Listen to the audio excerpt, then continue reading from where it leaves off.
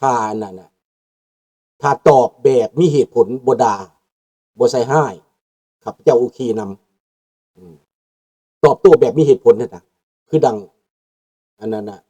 พี่น้องลูกหลานตอบมาบางคนบางตอบมานะแนวนั้นโอเคอักษตะเด้อพี่น้องเด้อแล้วข้าพเจ้าก็จะตอบคืนแบบปกติจะให้เหตุผลกับคืนแบบปกติสบายดีลุงโปเนาะสบายดีเบิดทุกท่านมันดีครับแต่มันดีครับไม่ใช่ว่าไม่ดีนะแต่ถ้ามันมีการเมืองอยู่เบื้องหลังล่ะนะขอให้ห้องพิศาจก่อนเด้อแดงเด้อศาสตร์ลาวตั้งแต่เดิมมาขึ้นสื่อลือซาอยู่ในอาซีศาสตร์ลาวผู้พันไมตรีความสามัคคีฮักโฮมกันหากศาสตร์หากปาฏิเฮาหากเจ้าพวกเกตเกษาผู้มักความศาสนาแต่บูหันมาฮักษาดินเด่นบ่ให้สัตว์ใดมาล้วนหาวีรบกวนญาติแย่งสิ่งเอาให้ขึ้นเขามารู้วุ่นวายสู้จนตัวตายต้านทานศัตรูใส่เสื้อชูเลือดเนื้อเสื้อเผาพื้นผูกูเอาบันเทาถูกกันเอามาตอบโต้กันเด้อมือนี้เด้อพี่น้องขอบใจหลายๆข้าพเจ้าตั้งประเด็นขึ้นมามือวานนี่นะเพื่ออยากรู้จักความคิดของพวกทานพวกทานก็ตอบมาข้าพเจ้าบ่ได้ว่าผิดหรือถูกข้าพเจ้าบ่ได้ว่าดีหรือบ่ดีก็ยังว่าเรื่องที่เพิ่นเดินนั่นน่ะครูบาเดินนั่นน่ะข้าพเจ้าบ่รู้จักว่าครูบามาจากไส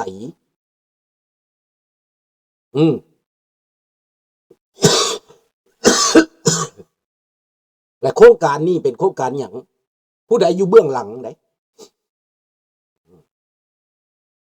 และข้าพเจ้าตั้งคำถามอีกบ่กินน้ำสาบานอยู่วัดองค์ตื้อเพื่อสันติภาพคนลาวเบิดประเทศเชื่อเอาศาสนามาเว้าเรื่องสันติภาพเจ้าชีวิตก็เชื่อเรื่องสันติภาพครูบาตาซองสื่อเว้าให้เชื่อตัวแบบนี้นะแล้วสิเป็นคนไทยคนลาวก็บ่เกี่ยวดอกเนาะแดงเนาะเนาะข้าพเจ้าก็ไปเบิ่งคนไทยคือกันบางคนไทยก็คอยตามคือข้าพเจ้านี่แหละไปเบิ่งแล้วน้ำตาก็ออกน้ำตาซึมออกอยากเห็นสันติภาพอยากเห็นคนในโลกนี่ฮักกันการบทบาทการกระทำมันงามเบิดคือเบิดข้าพเจ้าก็จนทราบซึ้งหยังวะเห็นหมาบาดเจ็บเห็นครูบาขาขาดก็น้อยใจนำน้ำตาซึมนำแต่บัดมาคึดคักๆแล้วบัดนี้มาตั้งคำถามมันเป็นเรื่องจริงบ่ดีหรือเรื่องสมมุติหรือเรื่องอันน่ะเอามาเฮ็ดแล้วมาไปถามเบื้องหลังมาแต่ไสนี่นะจังมาตั้งเป็นคำถามขึ้นมาแม่นแล้วสันติภาพเป็นเรื่องดีครับใช่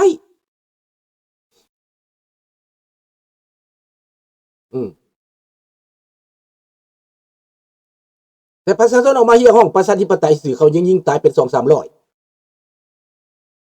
ฮะครูบาก็ยังพาสบงปิวแหว่งแล่นหนีแม่นบ่แม่นหรือบ่แม่นข้าพเจ้าก็เบิ่งดิเมืองไทยน่ะตอนนั้นมีครูบาได้ตอนกลางคืนเลยนะข้าเจ้ามาข้าพเจ้ามาเฮ็ดอีหยัง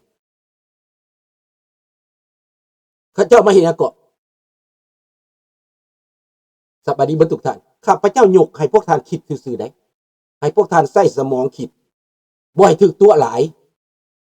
ก็คือครูบาคือยาทานนั่นคือมหาจันดานี่ที่ว่านิยมคอมมิวนิสต์นะตั้งแต่อยู่เมืองลาวพุ่นเพราะว่าข้าพเจ้ารู้จักมาแต่ธาตุพนมตั้งแต่น้องลีพุ่นน่ะแม่นตัวไปในวอชิงตันนี่ก็เทศบ่ทันจบนี่เอาเงินใส่ซองไปแล้ว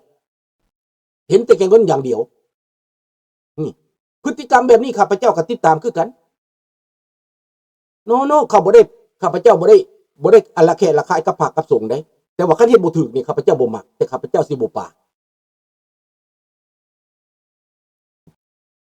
ข้าพเจ้าเบิ่งเบิดสังเกตเบิดอริยบทพฤติกรรมของพระของสงฆ์ข้าพเจ้าเบิ่งเพราะข้าพเจ้าเคยอยู่ในวัดมาแต่น้อยเป็นสังกะลี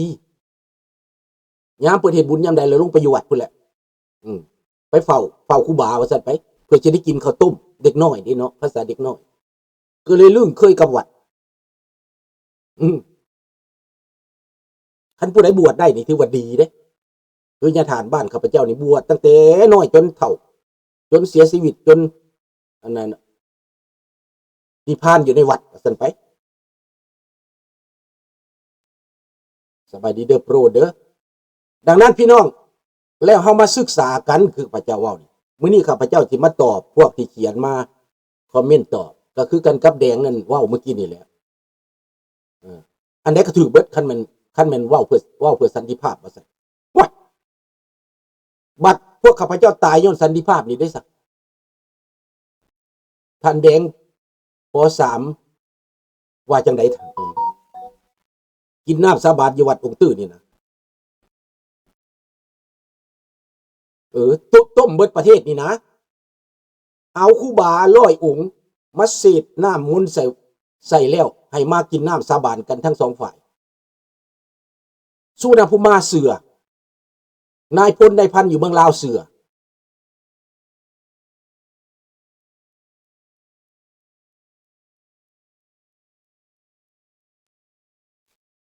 เขาฮู้จะเริ่มต้นก่อนก็ไม่เป็นไรจะเริ่มต้นทีหลังก็ไม่เป็นไรแต่เป้าหมายนั่นมาเดินในอเมริกา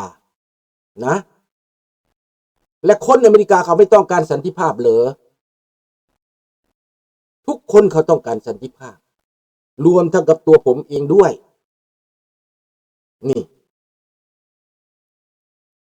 เห็นไหมการเดินออกไปน่ะเดินไปแล้วมีการอุบัติเหตุมีคนไม่พอใจมีคนพอใจเห็นไหมมันก็เป็นอีกความขัดแย้งหนึ่งได้น่ะเห็นบ่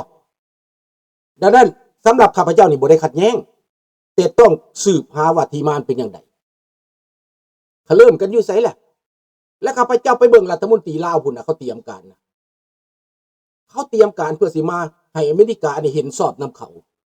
เพื่อสิให้อเมริกาได้คอยตามนำเขา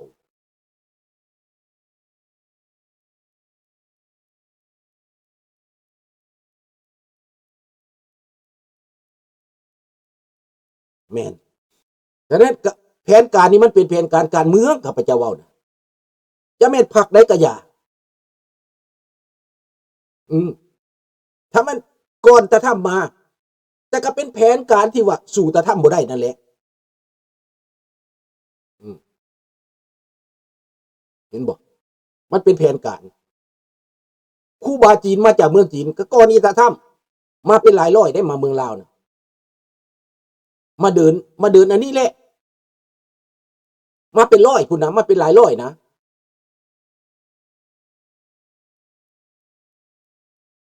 ข้าพเจ้าบ่ได้ตอบโต้เด้อหนุ่มเสรีข้าพเจ้าเอาไม้ท่านขึ้นเพื่อบ่ให้ท่านหลงหลายถ้าหลงหลายนะเดี๋ยวนี้พระองค์ที่เดินน่ะนะ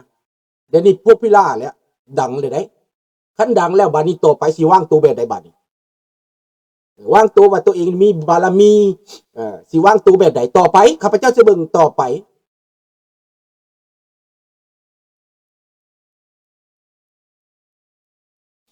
เดินที่อินเดียนั่นก็เตรียมตัวที่อินเดียนั่นแหละ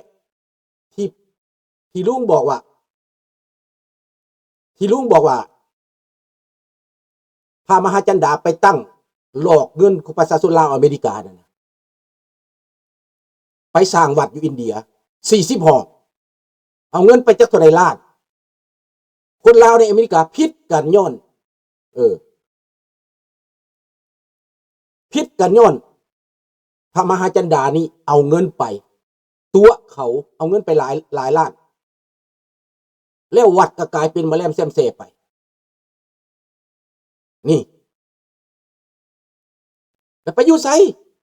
ก็ไปเตรียมการอยู่อินเดียหมาก็เอามาที่อินเดียเฮาอย่าหลัดตอนมั้ยข้าพเจ้าตามเบิ่งแล้วนี่มันทะเม่งอยู่นี่บัดนี้ครูบามาเดินประท้วงกันนะบ่แม่นเกิดอยู่ในอเมริกาได้คันพระนะเกิดในอเมริกานี่ข้าพเจ้าบ่ว่าหยังเด้อ และพระนั้นได้สัญชาติอเมริกาเบิดก็บ่ว่าหยังอีกเพื่อผลประโยชน์อเมริกานี่นะข้าพเจ้าบ่หวังหยังอีกอันนี้พระมาจากไทยพระมาจากพม่าพระมาจากลาวมาจากเขมรพระมาวีซ่านี่ยิ่งเป็นคำถามใหญ่ข้าพเจ้าตั้งคำถามเดินเพื่อดอลลาร์เดินเพื่อสร้างบารมีเดินเพื่อสร้างบทบาทเดินเพื่อหาเสียงมันมีหลายแบบได้บัดนี้ถามมาเดินอันนี้แล้วสงครามสิยุทธบอกเด้ต้องสอบผลมาได้บัดนี้นั่นแหละ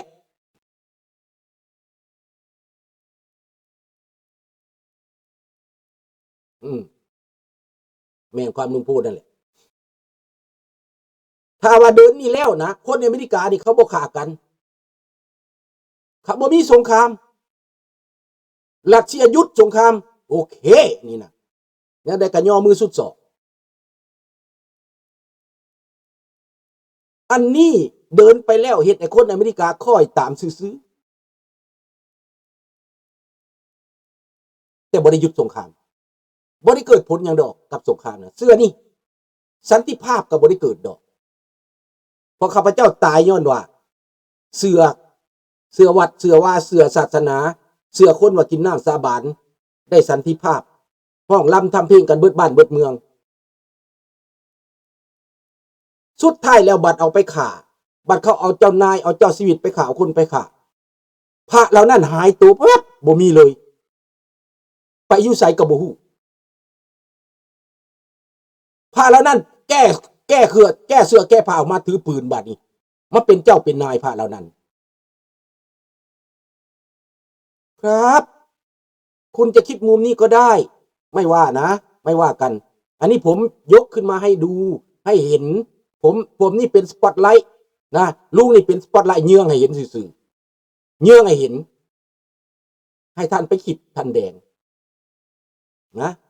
ให้ท่านไปดูแล้วตอนเขายิงกัน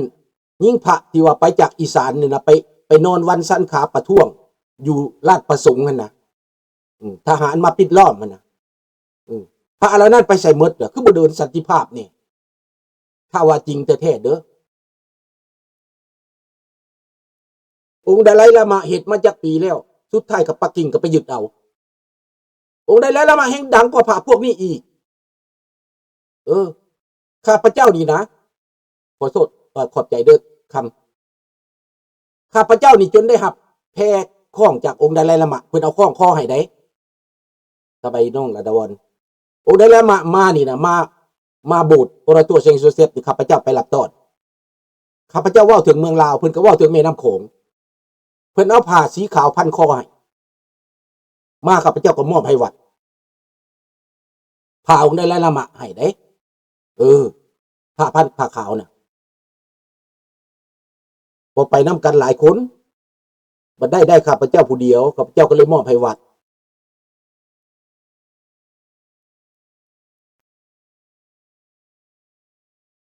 นี่แล้วบัดได้สันติภาพแล้วนะเขาเอาคนไปฆ่าเจ้านายไปฆ่าประชาชนไปฆ่าคู่บาที่ผ้าสัตว์ผ้าเสือนะหายตัวไปเบิดซิกเบิดไปถือปืนเบิดบวชมาตั้ง40-50 ปีกับซิกเดี๋ยวนี้พระเหล่านั้นถือปืนพระอยู่เมืองลาวนี่นะญาติทานนี่ถือปืนสัตว์ถือคัมภีร์มาร์กเลนินไปเบิ่งโลดเดี๋ยวนี้ไปประชุมสงฆ์นะไปประชุมอยู่มีมาร์กเลนินมีการเกี่ยวข้อนปีประชุมล่างสมองพระในเมืองลาว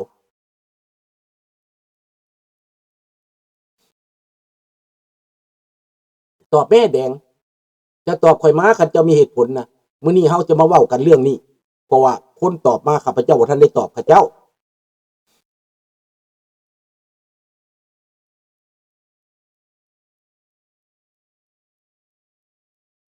ไม่เกี่ยวกันเลยองค์ดีเราไม่พูดถึงเราพูดถึงเหตุการณ์อันนี้